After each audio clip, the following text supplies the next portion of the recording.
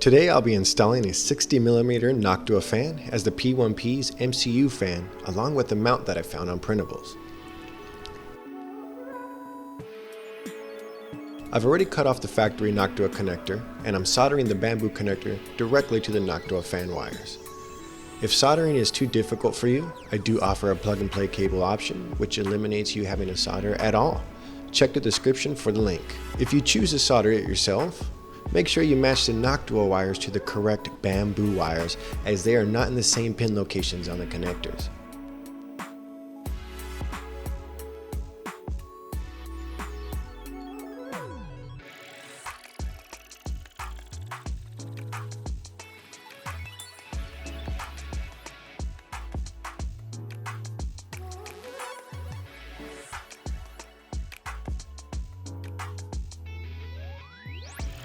Before working on your machine, you should always turn off and unplug it. Here, it's as easy as removing the screws holding the backplate on.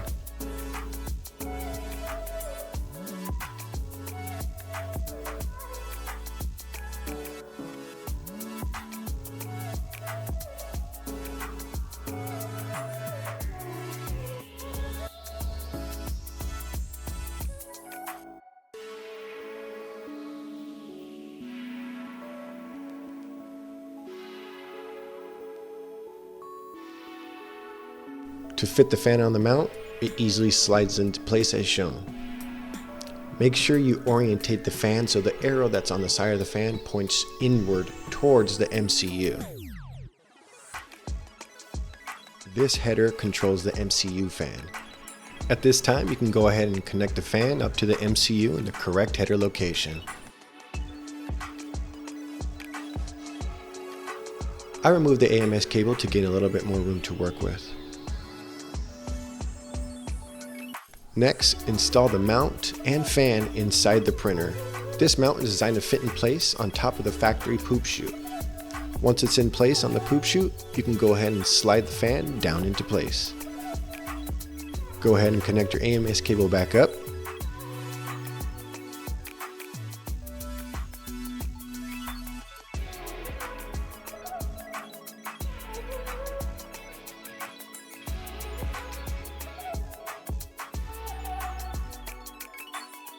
Here, I'm testing to make sure the fan has power when I turn on the printer.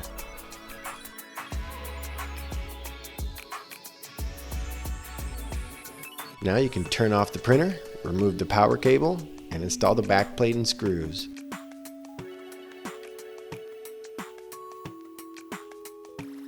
Within the slicer, under the printer section, select the pencil to edit the printer settings. Navigate to the Machine G-Code tab at the top.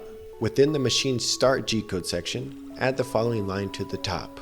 Now, within the End G-Code section, add the following line to the bottom. Click Save and close the settings window. That's it! Thank you for watching.